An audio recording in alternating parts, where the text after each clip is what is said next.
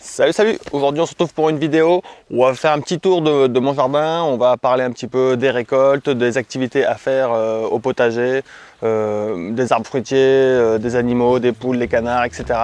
Donc c'est parti pour cette vidéo.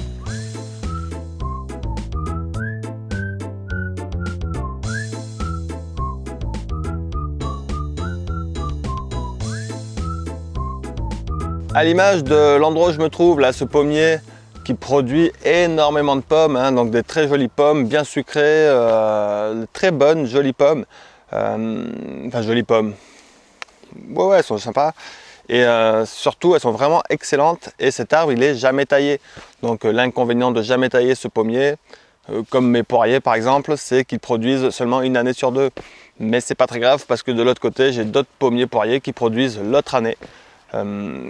Bref, c'est pas ce que je voulais vous dire. Ce que je voulais vous dire surtout, c'est que on arrive un petit peu à ce qu'on pourrait appeler la deuxième phase du projet. Donc moi, la première phase, c'était m'installer et produire de la nourriture très rapidement. Donc d'où l'intérêt de faire des potagers, parce qu'en faisant du potager, très rapidement, en faisant tout ce qui est plantes annuelles en fait, on obtient rapidement des récoltes. Et la phase 2, c'est que pour mon projet personnel, je vais beaucoup plus m'orienter vers les arbres fruitiers, les arbres avec des productions comestibles intéressantes. Et dans mon lieu, en fait, les productions issues des arbres seront bien plus grandes que les productions issues des plantes annuelles, notamment avec les châtaignes, les noix, les noisettes, les amandes, les pommes, les poires, etc. etc. Du coup, c'est pas pour autant que je laisse tomber le potager, carrément pas du tout, ça fait partie intégrante du projet, mais c'est une partie qui devient minoritaire petit à petit. Alors à l'heure à laquelle je vous parle actuellement, on est début septembre et le plus gros de notre travail en ce moment, c'est donc la récolte des poires et la transformation, conservation des poires. Donc on va en mettre quelques-unes à la cave pour les garder telles quelles le plus longtemps possible. On va faire du séchage, des jus, des compotes, des poires au sirop, etc. pour pouvoir les conserver sous différentes formes. Et c'est vraiment beaucoup de boulot parce qu'on récolte vraiment beaucoup de poires. Beaucoup de poires, ça veut rien dire. Combien de kilos de poires tu récoltes? Allez, on va se faire une estimation à la pesée. Comme on peut le voir à l'image, chez moi les poires sont plutôt de taille très correcte. En plus elles sont vraiment très sucrées, très bonnes pour un arbre qui n'est jamais taillé. Grosso modo, une bassine rouge comme ça, on peut dire qu'avec le poids de la bassine plus la marge d'erreur de la balance qui n'est pas forcément parfaite, on peut dire qu'en gros avec une bassine correctement pleine, bien pleine disons, j'obtiens 6 kg de poires. Avec les poiriers que j'ai récoltés plus les 4 autres poiriers qui me restent à récolter, je pense que je vais avoir minimum, allez, disons 25 bassines comme ça. Voilà, donc 25 bassines comme ça, avec 6 kg en moyenne par bassine quand je les remplis. On va dire que je vais récolter entre 150 kg et 200 kg de poires à peu près. Je sais que j'aurai environ 25-30 bassines parce qu'actuellement je suis en train de commencer à ranger mes pommes de terre dans la cave et je vois à peu près le volume et j'ai 25-30, enfin j'ai plutôt 30 bassines de pommes de terre à ranger dans la cave, donc je vois à peu près le volume. Et puisque j'ai la balance, allons peser les pommes de terre. Alors une bassine bien pleine de pommes de terre, on est plus proche des 9 kg, mais disons avec le poids de la bassine, le marge d'erreur de la balance, on va dire que je suis à 8 kg. Donc en gros dans la cave je vais ranger 240 kg, un peu moins de 250 kg de pommes de terre, sachant qu'on mange des pommes de terre depuis le mois de juillet. Donc on a mangé des pommes de terre juillet, août et en septembre on en mange encore et je les stocke pour l'hiver.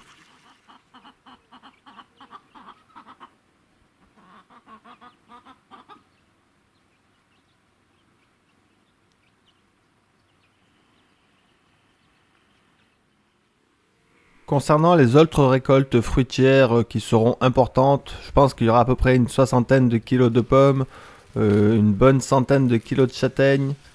Voilà, je pense que généralement les châtaignes on a du mal à tout récolter, surtout à tout transformer parce que c'est vraiment beaucoup de travail, la transformation de la châtaigne. Voilà, après des récoltes plus anecdotiques, on a les mûres, on a de prunes, on a plein de fruits en fait, par-ci par-là dans le jardin.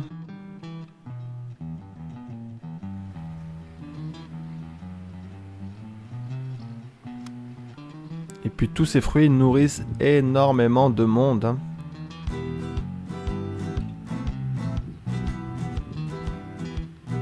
Concernant les arbres fruitiers que j'ai plantés, donc il y en a vraiment beaucoup. Je ne vais pas faire le tour maintenant, peut-être que je vous ferai une petite balade autour des arbres fruitiers. Mais juste en voyant cet amandier ici, j'ai récolté mes premières amandes, hein, l'année dernière, les premières amandes. Juste en voyant cet amandier ici, qui est un arbre que je vois peu en Corrèze, ça m'amène à vous partager une petite réflexion toute bête, hein, qui est que c'est hyper intéressant de cultiver les variétés locales de votre région, hein.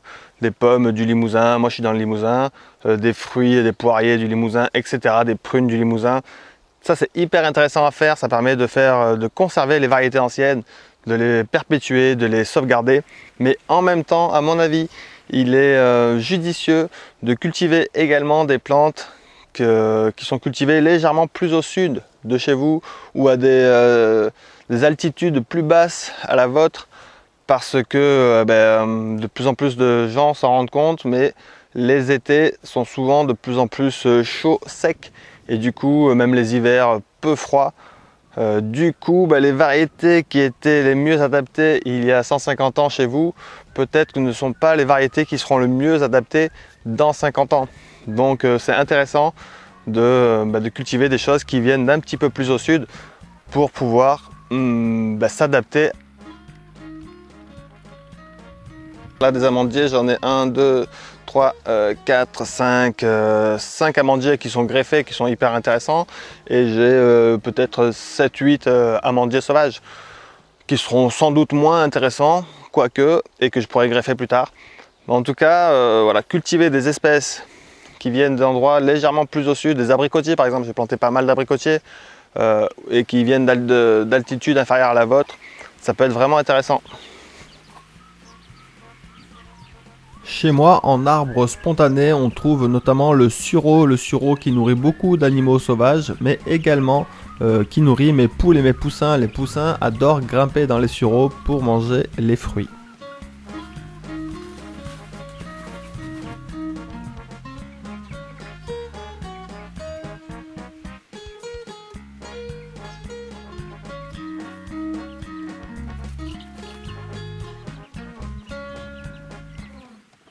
Puisqu'on parle de nourrir la faune sauvage, dans ma serre, les vignes qui étaient remplies, chargées de raisins, se sont fait dévaliser par les frelons, donc Vespa crabo et Vespa velutina, qui m'ont défoncé tous les raisins de la serre.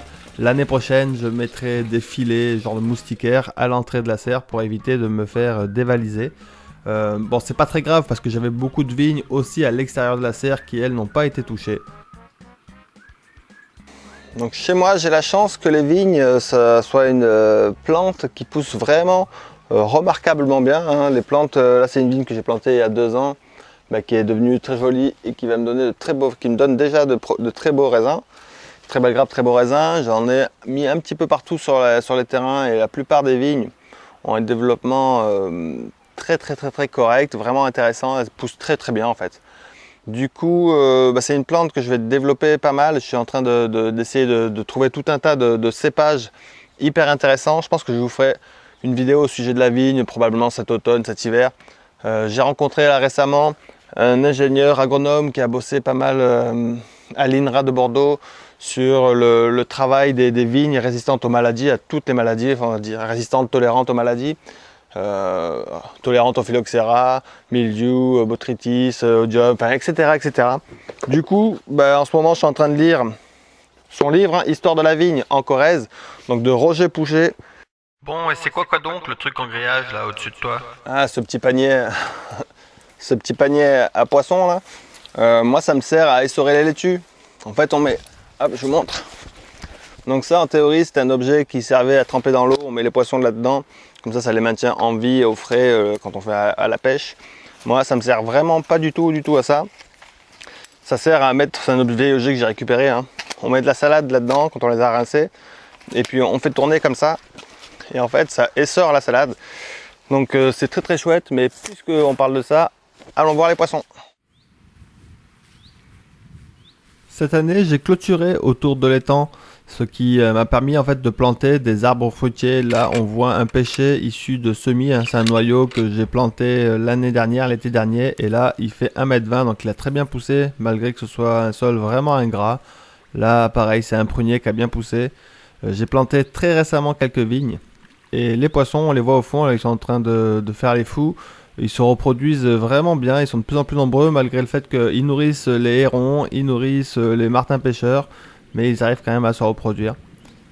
Là la buse qu'on voit c'est un banc, pareil les pruniers, les pêchers poussent très très bien. Et puis voilà, donc le fait d'avoir clôturé ça permet que mes équidés ne viennent pas manger les arbres. Et donc ça va permettre d'ombrager un petit peu cette zone. Là on voit une vigne Isabelle qui a très bien poussé. Pourtant elle est plantée là depuis même pas un mois je crois à peu près. Et les poissons frétillent comme des fous dans les temps.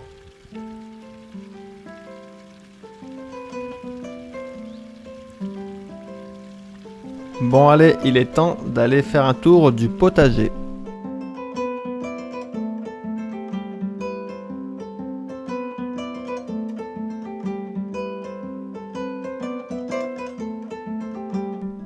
Mis à part l'introduction permanente des canards courants indiens au potager, il n'y a rien de nouveau que je ne vous ai pas déjà dit dans la permaculture au jardin mois par mois ou dans la série de vidéos le potager de A à Z. Donc on va faire un petit tour rapido. Dans la serre, niveau tomates, on a eu un petit peu moins de production que les années précédentes en tomates, mais on a quand même obtenu largement de quoi subvenir à nos besoins annuels en tomates, faire des conserves, etc. Donc même si la production est légèrement plus basse, elle est quand même toujours élevée, enfin largement suffisamment élevée pour nous. Dans la serre, il y a effectivement, on a récolté également des haricots, des salades, des choux, enfin tout un tas de récoltes. L'idée de la serre, c'est qu'elle produise en permanence des légumes frais. Et donc pour le moment, c'est le cas, elle produit en permanence des légumes frais.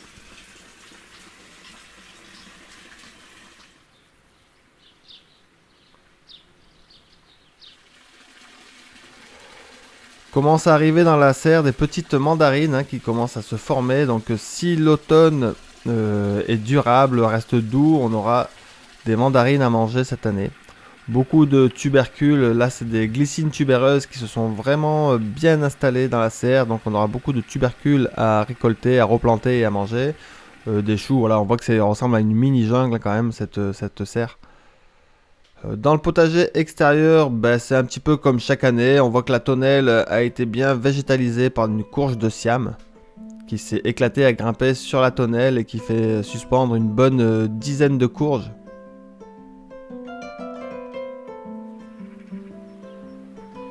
Voilà, courge de Siam. Courge de Siam, c'est une courge qui est vraiment hyper intéressante. Elle peut durer longtemps dans l'automne, elle peut produire longtemps et elle est vivace en fait si il n'y a pas de gelée trop forte. En fait elle meurt à -1. Mais si vous êtes dans une zone au bord de l'océan, au bord de la mer où il ne gèle pas, la courge de Siam peut être vivace, rester vivante toute l'année et produire des quarantaines de fruits. Là chez moi elle suspend à peu près, j'ai plusieurs courges, elle suspend une petite dizaine de courges. Niveau courges, j'en ai un petit peu partout dans le jardin qui s'étalent, qui rampent de partout. On a eu beaucoup de récoltes de courgettes également, beaucoup de récoltes de laitue, de blettes, voilà, des haricots. Là on voit les haricots sabres que j'apprécie beaucoup. Les haricots sabres, ils sont vraiment, je trouve, très productifs et ils demandent peu de suivi, peu d'entretien. D'autres courges que j'ai essayé de faire grimper sur le grillage, mais elles se sont posées au sol car beaucoup trop lourdes. Mais je préfère qu'elle se soit posée au sol plutôt qu'elle m'ait tordu, explosé le grillage qui n'aurait pas été assez costaud de toute façon pour les surélever. Donc voilà, quand on fait grimper des courges, il faut les suspendre à des choses très costauds. Contrairement au haricot qui lui se maintient, est assez léger quoi le haricot. Donc voilà, régulièrement il faut qu'on fasse des récoltes de haricots. On a eu un petit peu trop pour nous à un moment donné, donc on a fait également des conserves. Là ce qu'on voit c'est des épinards fraises. Épinards fraises, c'est une plante qui est un peu rigolote, on peut manger les fruits, les feuilles, mais voilà, c'est une plante qui est rigolote. Après ça produit pas, moi c'est pas une de mes plantes préférées disons. Voilà, la zone de haricots, on voit qu'il y a une petite clôture devant parce que les jeunes haricots se faisaient manger par les canards courants indiens, donc j'ai mis cette petite clôture. Alors concernant l'introduction des canards coureurs indiens au potager, donc ça fait qu'un été que j'expérimente, mais pour l'instant j'en suis extrêmement satisfait, hein. Déjà c'est hyper sympa de venir dans le jardin et quand on jardine un petit peu, de voir les canards qui viennent voir ce qu'on farfouille, qui nous accompagnent. Donc c'est comme des amis au potager, très très sympa. Deuxièmement, ils chassent les pierreries du chou, ils chassent les doryphores, ils chassent les limaces. Donc ils sont vraiment de très bons alliés. Il y a quelques petites... ils font des petits dégâts évidemment, donc ils mangent certaines jeunes laitues, ils mangent certains jeunes choux, ils piquent un petit peu des fraises, ils me piquent un petit peu des trucs, des fruits par-ci par-là. Mais franchement les dégâts sont très très très très limités pour le moment. Ils touchent même pas les framboises, il y a des trucs qui touchent pas du tout. Et voilà, tout ce qui est grosse plante, ils y touchent pas, hein. Tout ce qui est courge, pommes de terre, jeunes arbres, les haricots un peu gros, ils y touchent pas. Ils touchent pas les fraisiers. En gros, dès que les feuilles sont un peu trop rêches pour eux, ils y touchent pas, ça les intéresse pas.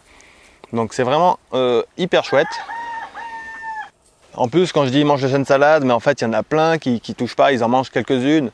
Pareil, il y a des blettes qui se sont ressemées toutes seules et qui repoussent, ils en mangent un petit peu, mais pas trop.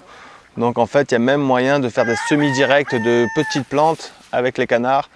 Voilà, c'est sous contrôle. De toute façon, j'avais fait des bacs surélevés dans lesquels ils ne peuvent pas du tout attaquer.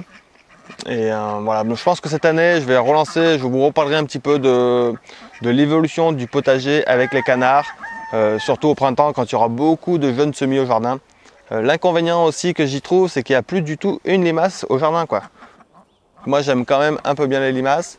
Alors ce que je fais de temps en temps, c'est quand je me balade, là il a plu il n'y a pas longtemps, donc il y a des limaces qui sont ressorties un petit peu dans les allées, autour du potager, à l'extérieur du potager. Donc quand je marche un petit peu, je ramasse des limaces, je les amène et je les cache quelque part dans le potager pour en avoir un petit peu, mais parce que sinon les canards vraiment mangent toutes mes limaces. Donc avant je sortais les limaces du potager quand j'en voyais, je les donnais aux canards à l'extérieur. Maintenant quand je croise une limace à l'extérieur, je la réintroduis dans le potager.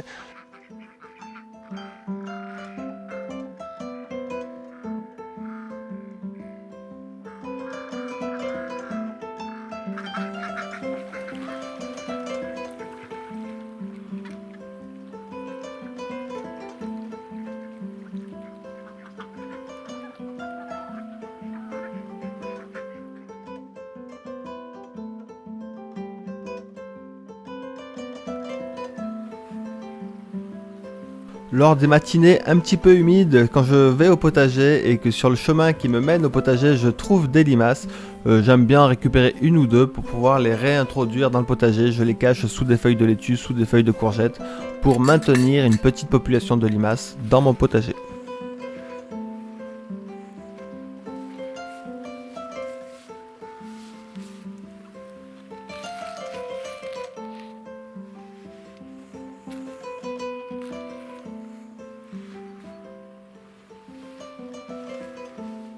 Parce que l'intérêt d'avoir des limaces, il est multiple, mais notamment si les limaces se reproduisent dans mon potager, ça nourrit les canards, donc ça fait partie de leur alimentation. Et donc c'est intéressant pour moi d'avoir des limaces au potager, surtout que là j'en vois plus du tout. Depuis que j'ai les canards, déjà il y a eu l'été évidemment, en été quand il fait chaud et sec, on les voit pas. Mais là ça fait quelques jours qu'il fait frais, qu'il pleut, qu'elles ressortent à l'extérieur, mais je les vois absolument pas au potager. Pour tous ceux qui ont des problèmes de limaces au printemps et en automne, c'est beaucoup plus facile de protéger une zone de culture des canards coureurs indiens que des limaces, hein. Il suffit de mettre une petite clôture, les canards ne peuvent pas rentrer, alors que la petite clôture, les limaces, elles rentrent facilement. Bon, il faut quand même dire que les canards coureurs indiens sont assez fins et ont un long cou, donc même avec une clôture, ils arrivent un petit peu à picorer ce qu'il y a derrière. Tout ça pour vous dire que malgré l'introduction de ces animaux, le potager fonctionne correctement, notamment ici avec une carotte vraiment grosse et chelou. On dirait presque une mandragore. On a récolté pas mal de petits fruits, framboises, fraises, divers et variés. Maintenant, les canards coureurs indiens commencent à manger un petit peu certaines fraises, mais ils ne touchent pas aux framboises. On a eu beau faire des conserves, des ratatouilles pour conserver tout l'hiver. On a quand même un petit peu trop de légumes. On n'arrive pas totalement à gérer les légumes. Bon, du coup, ça va, on peut partager, on peut en donner, ça c'est chouette. Mais voilà, on a certains légumes en trop grande quantité, comme les courgettes notamment. Les haricots, on a pu faire des conserves, donc ça c'est quand même cool. Et puis voilà, donc le potager fonctionne un petit peu comme d'habitude. Et donc arriveront bientôt les récoltes de courges.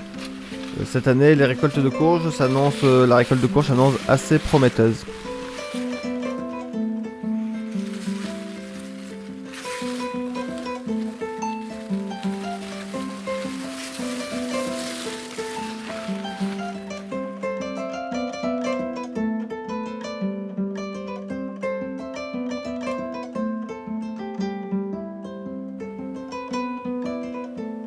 Pour conclure, mes activités du moment au potager, c'est des semis de roquettes, navets, semis d'épinards.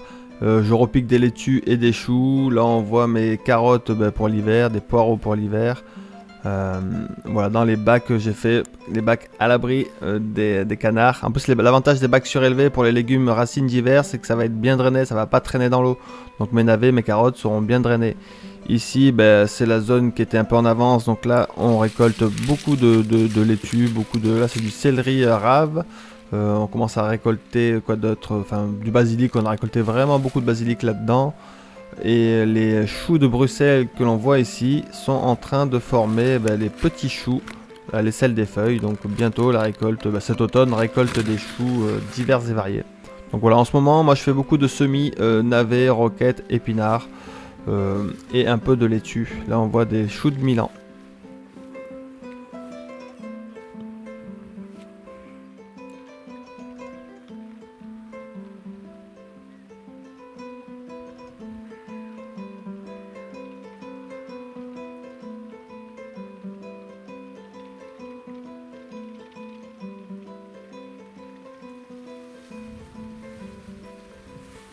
Et ben voilà, c'est terminé pour cette vidéo. Je tiens à remercier énormément toutes les personnes qui me soutiennent via le financement participatif. C'est vraiment incroyable, vous êtes vraiment très nombreux, ça m'aide énormément. Donc un immense merci à toutes les personnes qui me soutiennent. Merci à tous ceux qui regardent mes vidéos, partagent mes vidéos, etc. Et puis je vous dis à très bientôt pour une prochaine aventure. Allez, ciao ciao.